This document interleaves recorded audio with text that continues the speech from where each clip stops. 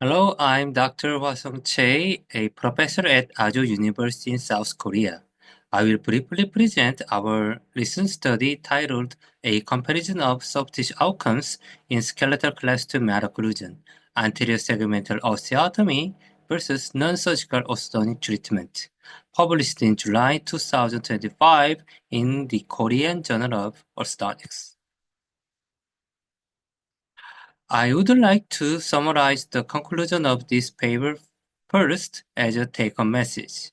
From now on, NASO will be referred to as non-ASO, specifically non-surgical tooth extraction orthodontic treatment.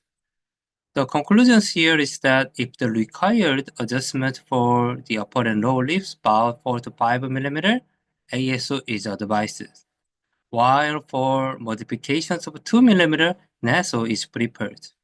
This study provides clinical guidelines for choosing between the two methods. Introduction. Bimaxillary protrusion is prevalent in Asian and African populations. The advent of TADs has expanded the spectrum of orthodontic treatment range by enhancing the anchorage. Nevertheless, ASO still remains a viable option, prioritizing short treatment durations. However, the extent to which these technological advances can replace traditional surgical approaches remains unclear. The null hypothesis of this study is there is no difference in the soft tissue response between ASO and NASO groups. If this hypothesis is rejected, the study aims to provide guidelines for treatment selection. The purpose of the study was to evaluate soft tissue changes after ASO and NASO treatment using TADs with premolar extraction.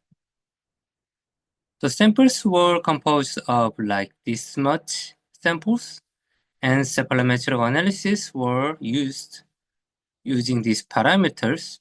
Specifically, a proportional difference indicator between the upper and the lower lip relative to the Pogonian was presented.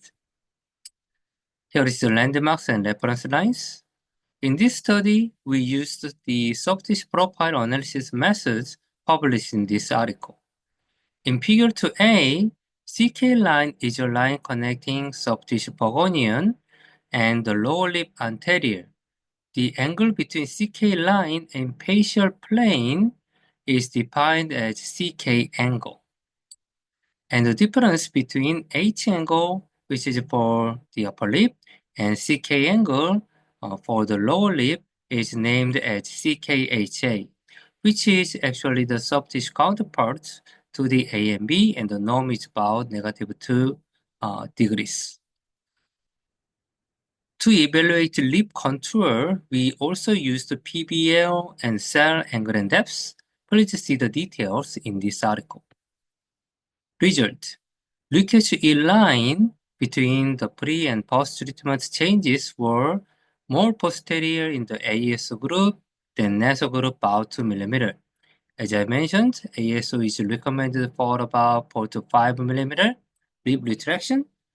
For modifications of 2 mm, NASO is enough. Interestingly, the CKHA ratio representing the proportion between the upper and lower lips did not show a statistically significant difference. Thus, harmonious facial profiles could be achieved in both groups provided the treatment indications were appropriately selected. To investigate borderline cases, the borderline subgroups were categorized based on this condition. Before treatment, no significant difference was found in leakage E lines, upper lip to lower lips. Changes from pre and post-treatment were investigated. Only 3 variables presented significant difference. Remarkably, the ASO subgroup still showed a significant greater lip retraction in the upper lip than the nasal subgroup, whereas lower lip retraction displayed no significant difference. Discussion. In skeletal class 2 patterns, the mandible is typically smaller than the maxilla. Consequently, the decision to perform ASO on the mandible warrants careful consideration, as a reduction in hard tissue can lead to corresponding reduction in the soft tissue volume, which results in sometimes much more soft tissue B point retraction than as expected.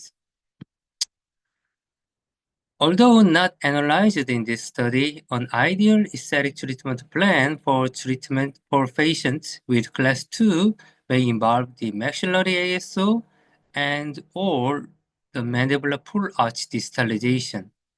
For example, in this typical class 2 division 2 case, without even changing the lower incisor position, we proclined the upper incisor to gain overjet before the surgery.